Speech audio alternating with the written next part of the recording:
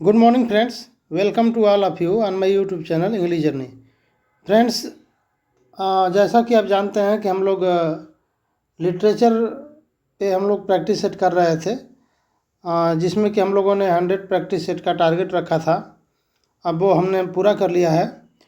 तो अब हम ये सोच रहे हैं कि अब हम लोग जो है ग्रामर के टॉपिक पे प्रैक्टिस सेट किया जाए। तो इसी कड़ी में हम लोगों ने ये शुरुआत की है इसकी। तो आज हम लोग जो है प्रैक्टिस सेट फर्स्ट शुरू कर देंगे ग्रामर का, जिसमें कि हमारा पहला टॉपिक होगा नाउन। तो नाउन पे हम लोग जो है प्रैक्टिस सेट शुरू करेंगे और इसमें बेहतरीन क्वेश्चंस आपको मिलेंगे, जो कि आपकी अच्छी अच्छी बुक्स, जैसे आपका माइकल स्वान की बुक है जो वर्ल्ड फेमस बुक है, उसके क्वेश्चंस होंगे। इसमें आपके एसपी बख्शी के क्वेश्चंस होंगे। इसमें आपके रेन एंड मार्टिन के प्रैक्टिस सेट होंगे। इसमें आपके जो है चेतानंदन सिंह के प्रैक्टिस सेट होंगे। यानी कि जितने भी बेहतरीन से बेहतरीन आपके ग्रामर की बुक है, उसके क्वेश्चंस हम लोग इसमें पुटअप करेंगे। तो चलिए हम लोग शुरू करते हैं। और मैं आपको विश्वास दिलाता हूँ कि आप लोगों को इसमें ढेर सारे फैक्ट्स मिलेंगे और क्वेश्चन तो हम लोग करेंगे ही करेंगे। और क्वेश्चन को हम लोग जहाँ ज़रूरत पड़ेगी एक्सप्लेन उसको करने की मैं करूँगा। और मैं चाहूँगा कि आपको जो है हर जो कॉन्सेप्ट है, हर एक टॉपिक पे डिपेंड जो हर एक कॉन्सेप्ट है आपको आप तक पहुँचे। तो चलिए हम लोग शुरू करते हैं। ये हमारा जो है नाउन टॉपिक है। फर्स्ट क्वेश्चन आपके सामने है। तो देखिए पहला question, Nilesh is Gandhi ji of our class. इसमें हमें देखना है कि इस क्वेश्चन में क्या हमारा एरर है। तो यहाँ पे जो है आपका जो ये गांधी जी है, गांधी जी आपका हमारा क्या है, ये आपका एज ए कॉमन नाउन काम कर रहा है। एज ए कॉमन नाउन काम कर रहा है। क्यों? इसमें ये कह रहा है कि Nilesh is Gandhi ji of our class. तो जो नीलेश है, नीलेश कोई गांधी जी नहीं है, लेकिन गांधी जी की जो क्वालिटी है, जो गांधी जी जिस क्वालिटी के लिए जाने जाते हैं, वो क्वालिटी किसके अंदर है? नीलेश के अंदर है। तो इसलिए जो है आपका जो गांधी जी है यहाँ पे कॉमन नाउन आपका हो जाएगा, कॉमन नाउन हो जाएगा। और कॉमन नाउन क्या होता है? कॉमन नाउन ये होता है कि जो एक ग्रुप को इंडिकेट करता है, ग्रुप को शो करता है। मतलब ऐसी इस क्वालिटी के आधार पर हम इसको कॉमन नाउन सेलेक्ट करते हैं, जो कि उस ग्रुप के सारे लोगों में वो क्वालिटीज़ होती है। जैसे कि मान लीजिए हमने स्टूडेंट कह दिया, हमने क्या कह दिया? स्टूडेंट कह दिया। तो स्टूडेंट कह दिया तो स्टूडेंट हम उन सभी लोगों को कहेंगे, सभी बच्चों को स्टूडेंट कहेंगे जो कि पढ़ाई करते हैं। ठीक है? पढ़ाई क्या ये आधार क्या है आपका कॉमन नाउन होने का स्टूडेंट का? तो पढ़ाई करना। उसी तरह से जैसे हमारा टीचर है, टीचर है तो टीचर हमारा क्या है? कॉमन नाउन है। आधार क्या है कि ये जो टीचर जो लोग होंगे, जो टीचरों का ग्रुप होगा, जो लोग टीचर होंगे, तो ये समाज के लोग, जो टीचर समाज के लोग हैं, वो क्या करेंगे? वो टीचिंग करने का काम करेंगे, पढ़ाने का काम करेंगे। तो इस पढ़ाने के आधार पे टीचर को क्या बोलेंगे? कॉमन नाउन बोलेंगे। प्लेयर है आपके, प्लेयर कॉमन नाउन कैसे हो जाएगा? प्लेयर कॉमन नाउन इसलिए हो जाएगा कि ऐसा समुदाय जो क्या करता हो, खेलता हो, तो उन्हें हम क्या कहेंगे? प्लेयर कहेंगे। तो कुल मिला के कहने का मतलब ये है कि कॉमन नाउन वो नाउन होता है जो एक क्लास को रिप्रेजेंट करता है, एक सोसाइटी को रिप्रेजेंट करता है। तो और जब हम कॉमन नाउन का प्रयोग करते हैं तो उसके पहले हम आर्टिकल का प्रयोग करते हैं। तो यहाँ पे आपका जो है किसी नाउन को आप एज ए कॉमन नाउन प्रयोग करेंगे तो उसके पहले आप क्या लगाएंगे? उसके पहले आप आर्टिकल लगाएंगे। तो आर्टिकल यहाँ पे हम क्या प्रयोग करेंगे? द प्रयोग कर लेंगे। ठीक है? तो ये हमारा मिस्टेक था आपका। Nilesh is the Gandhi ji of our class यहाँ पे होना चाहिए। Next question,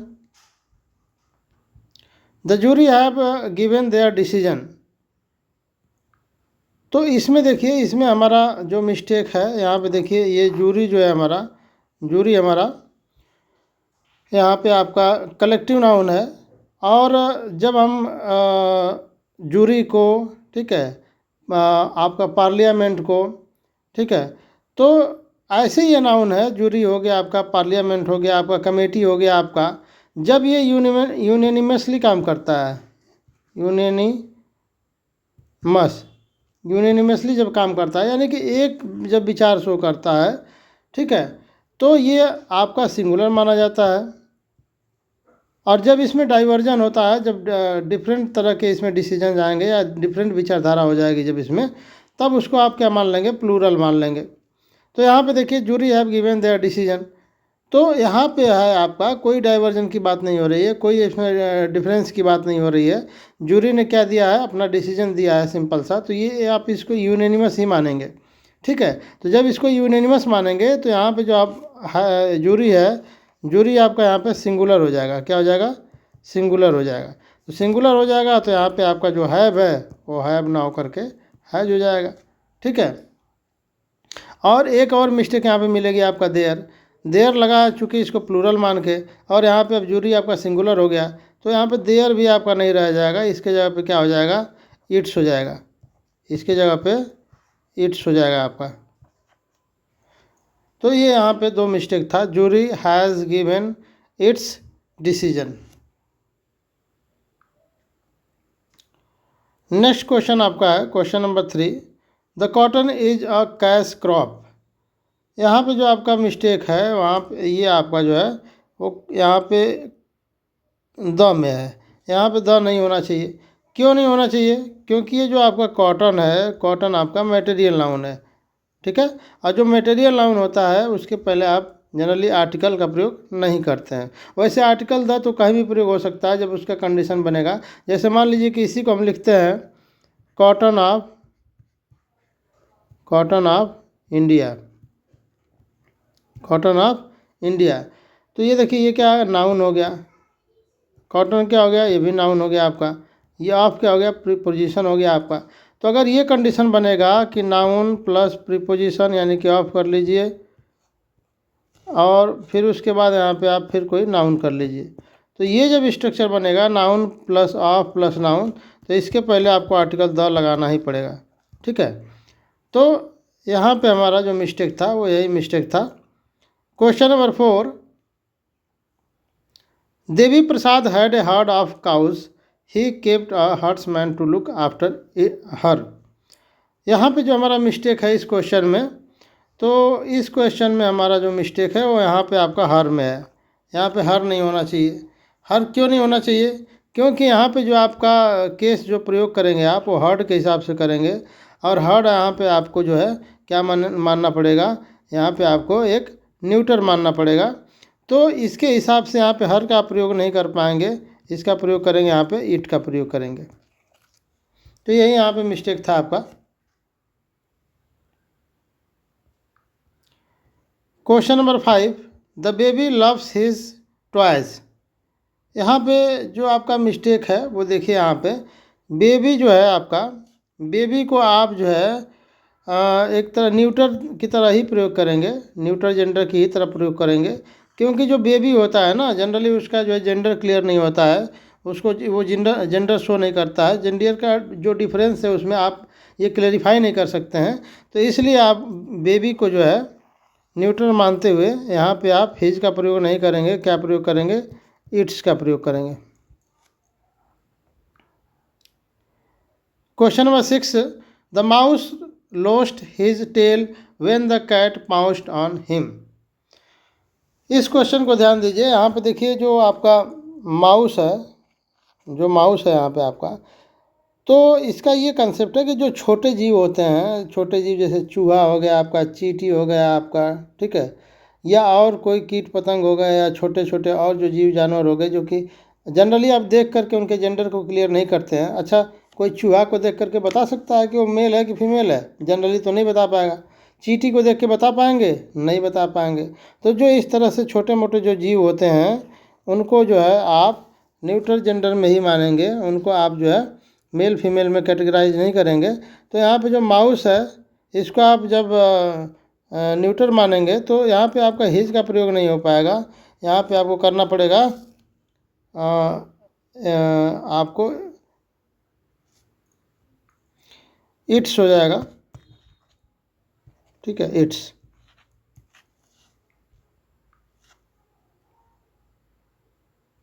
question number 7, nature offers his lap to him that seeks it.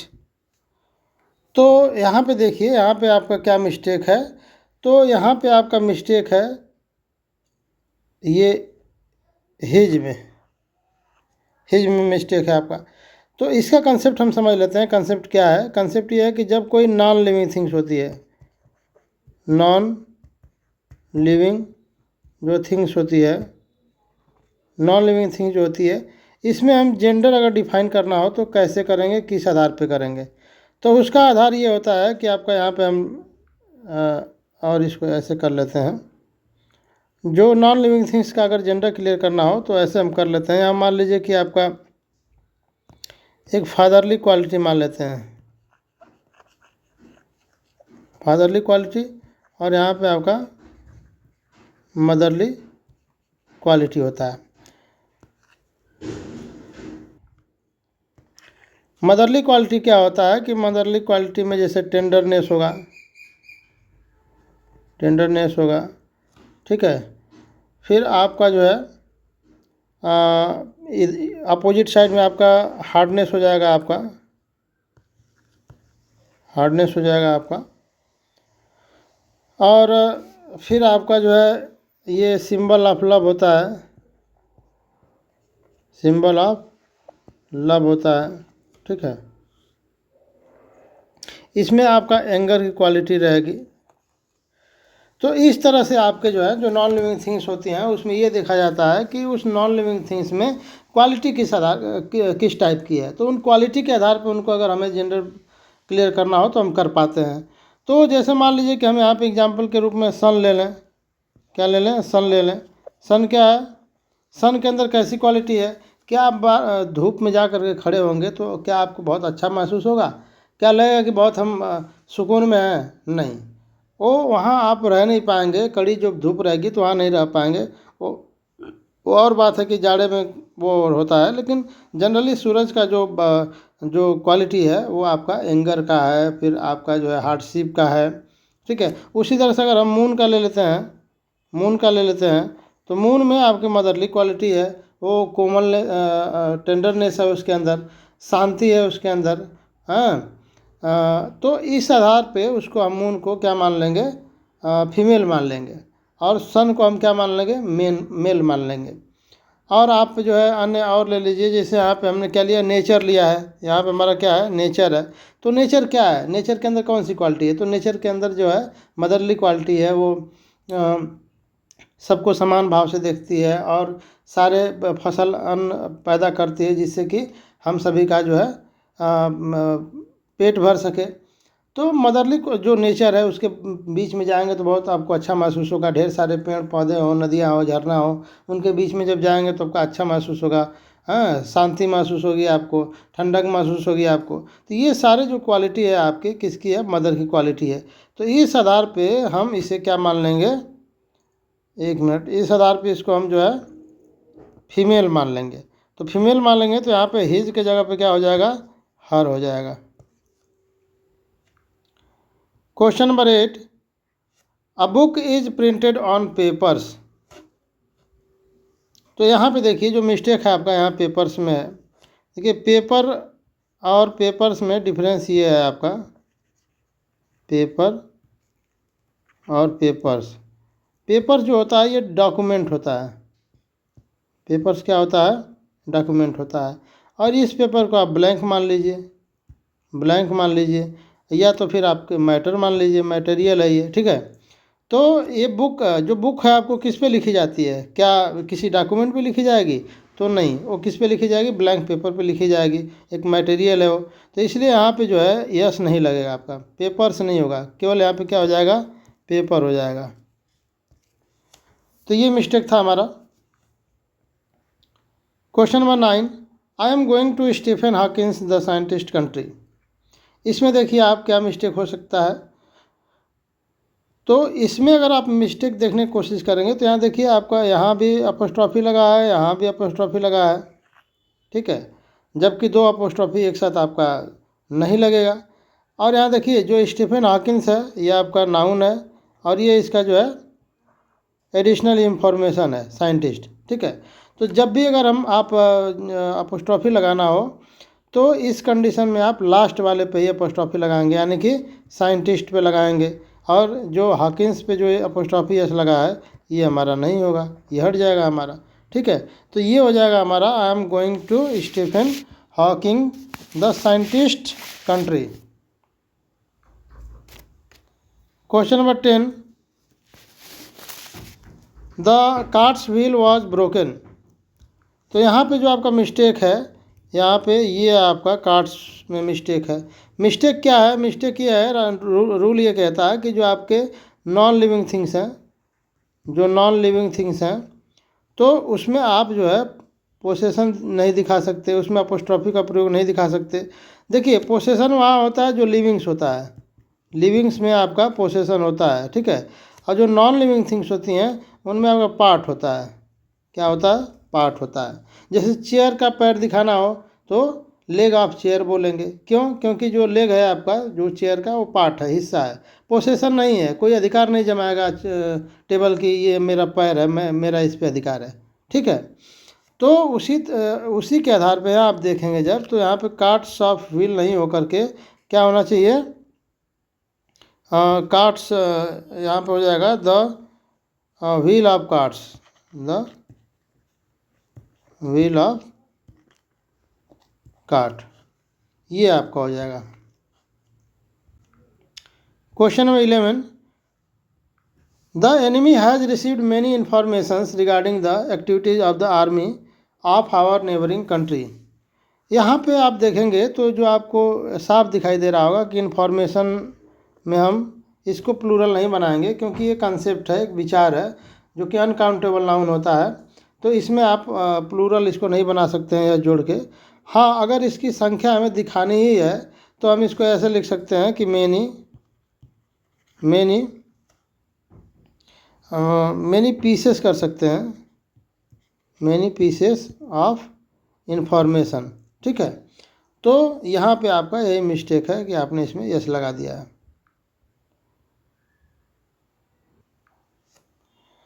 Question number 12 क्या है? Order has been issued for his transfer to another district but he has not received them so far. तो यहाँ पे देखिए क्या error हो सकता है। तो यहाँ पे एरर आपका है, देखिए यहाँ पे ऑर्डर में है, ऑर्डर में है। ठीक है, अब इसको बस आप इतना जान लीजिए कि ऑर्डर को आप यदि वर्ब प्रयोग करते ऑर्डर को आप यदि एज ए सब्जेक्ट प्रयोग करते हैं, एज ए सब्जेक्ट प्रयोग करते हैं, तो इसको ऑर्डर ना लिख करके ऑर्डर्स लिखेंगे, एक तो ये जान लीजिए। और जब इसे आप एज ए वर्ब प्रयोग करेंगे तब आप सब्जेक्ट के हिसाब से ऑर्डर चाहे ऑर्डर्स जो भी लगाना हो आप लगा सकते हैं। ठीक है, तो यहाँ फिलहाल एज ए आपका सब्जेक्ट प्रयोग हुआ है तो यहाँ ऑर्डर्स हो जाना चाहिए, ऑर्डर्स। क्वेश्चन नंबर 13,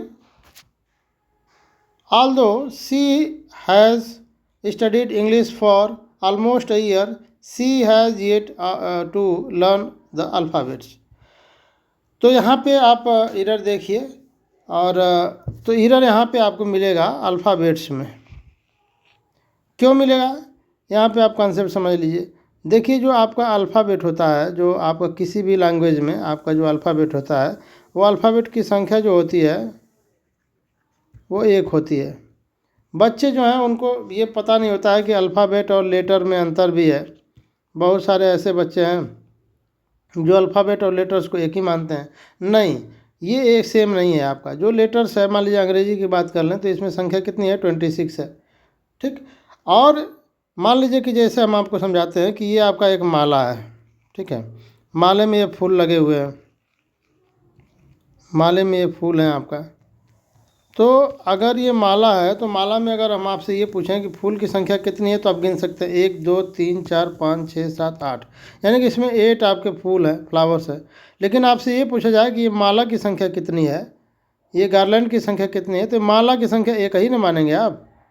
तो उसी तरह से जो आपके लेटर्स हैं, लेटर्स की संख्या 26 है। लेकिन अगर इसको एक हम शब्द देना चाहें पूरे लेटर को कॉमनली, तो उसको क्या बोलेंगे? अल्फ़ाबेट बोलेंगे। तो अल्फ़ाबेट की संख्या एक होती है, तो इसलिए इसको हम प्लूरल नहीं बनाते हैं, यस जोड़ के इसको प्लूरल नहीं बनाते हैं। बाय द वे, अगर आपने इसको अल्फ़ाबेट को प्लूरल बना ही लिया तो इसका मतलब ये हो जाएगा कि हर एक लैंग्वेज में एक अल्फ़ाबेट होता है। यानी कि जब आप प्लूरल करेंगे, अल्फ़ाबेट्स करेंगे, तो उसका मतलब निकलेगा कई सारे भाषा, यानी कि ढेर सारे लैंग्वेज। ठीक है, तो जहाँ ये भाव देना हो कि ढेर सारे लैंग्वेज, तो वहाँ पे प्लूरल कर सकते हैं। लेकिन अगर आपको यहाँ पे एक लेटर्स की एक कॉमनली एक ग्रुप दिखाना हो किसी लैंग्वेज का, तो वहाँ आप केवल अल्फ़ाबेट ही लिखेंगे। तो यहाँ पे देखिए क्या है कि दो ही she has studied English for almost year, she has yet to learn the alphabets. तो यहाँ पे आपका अंग्रेजी की बात हो रही है, एक लैंग्वेज की बात हो रही है, तो यहाँ पे अल्फ़ाबेट्स नहीं हो जाएगा, केवल आपका अल्फ़ाबेट होगा, अल्फ़ाबेट ही होगा। ठीक है, और अगर मान लीजिए अगर इसको दूसरा सेंटेंस हम लिख लेते हैं, जैसे he had he has yeah he has read many alphabet। ठीक है, तो ये अगर सेंटेंस है तो यहाँ पे देखिए इसका अर्थ ये हो जाएगा कि वो he has read many alphabets, यानी कि उसने क्या किया है, कई सारे भाषाओं का अध्ययन किया है, उसने कई सारे भाषाएं पढ़ी हैं। तो यहाँ पे ये अल्फ़ाबेट सही है आपका। ठीक है, तो हमको ये देखना है कि अल्फ़ाबेट का प्रयोग करें कि अल्फ़ाबेट्स का प्रयोग करें, तो उसके लिए हमें सेंस देखना पड़ेगा कि उस सेंटेंस का सेंस क्या है। जबकि यहाँ पे देखिए इंग्लिश लिख दिया है, स्पेसिफाई कर दिया है एक लैंग्वेज को, तो यहाँ पे आपको क्लियर हो जाना चाहिए कि यहाँ पे एक ही भाषा की बात हो रही है। ठीक है, और यहाँ पे he has read many alphabets, तो यहाँ पे कई सारे लैंग्वेज का अध्ययन हो सकता है, तो अल्फ़ाबेट्स भी यहाँ पे सही होगा। चलिए नेक्स्ट क्वेश्चन पे। Question number 14, commander in chief's order arrived late and the forces have to retreat. तो यहाँ इरर की बात करेंगे, तो यहाँ आपको इरर है आपका कमांडर इन चीफ्स में।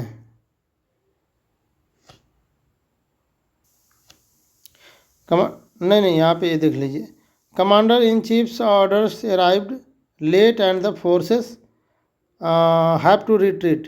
यहाँ पे आपका कुछ भी इरर नहीं है, ये सेंटेंस आपका बिल्कुल सही है। ठीक है, यहाँ पे इसलिए लिखा गया है, ये कंसेप्ट बताने के लिए लिखा गया है कि यहाँ पे जब आप अगर जो कंपाउंड नाउन है, जब आपका कंपाउंड नाउन है, तो कंपाउंड नाउन जब आप बनाएंगे, तो कंपाउंड नाउन का जब प्लूरल बनाना होगा, आपको प्लूरल बनाना होगा, तो जो इसमें मेन नाउन होगा उसका प्लूरल बनाएंगे। तो जब इसका प्लूरल बनाएंगे हम, तो कमांडर्स इन चीफ हो जाएगा। क्या हो जाएगा? कमांडर्स इन चीफ हो जाएगा। लेकिन अगर हमें पोसेशन दिखाना हो, ठीक है, तो हम लास्ट वाले वर्ड पे, यहाँ पे चीफ देखिए, चीफ पे ही लास्ट वाले वर्ड पे ही हम अपोस्ट्रोफी एस का प्रयोग करेंगे। ठीक है, यही कंसेप्ट यहाँ पे आपको समझाना और बताना था।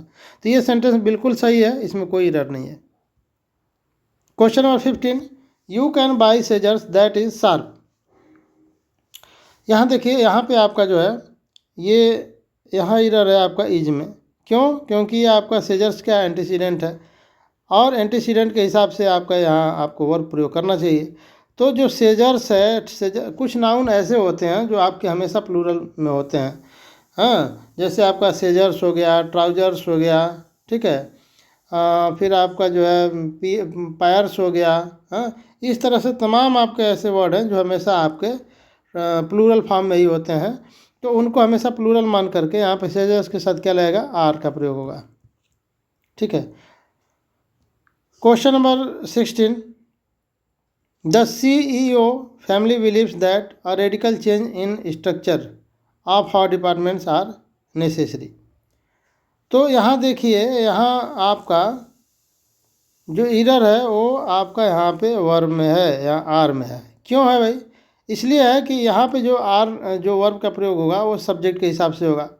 ठीक है, तो यहाँ देखिए, ये जो डिपार्टमेंट्स है ये आपका ऑब्जेक्ट है, सब्जेक्ट है नहीं। किसका ऑब्जेक्ट है? आपका ऑब्जेक्ट है। ठीक, और यहाँ पे देखिए क्या बचा?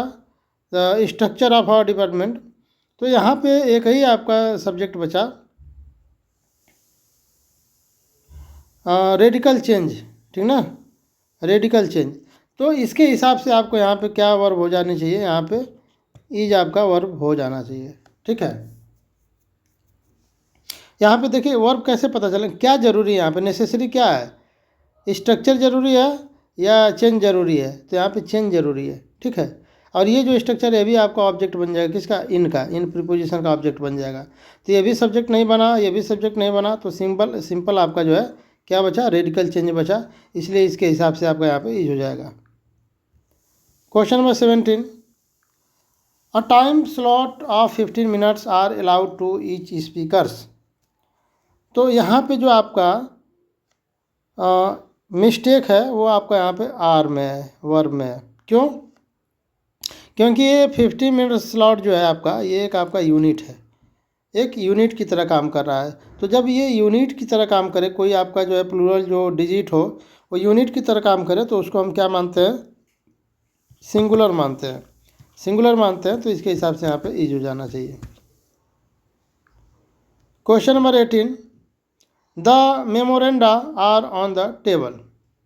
यहाँ पे आपका सिंपल है, आप बड़े आसानी से पकड़ सकते हैं कि यहाँ पे मेमोरेंडा जो है वो सिंगुलर होता है, सिंगुलर होता है।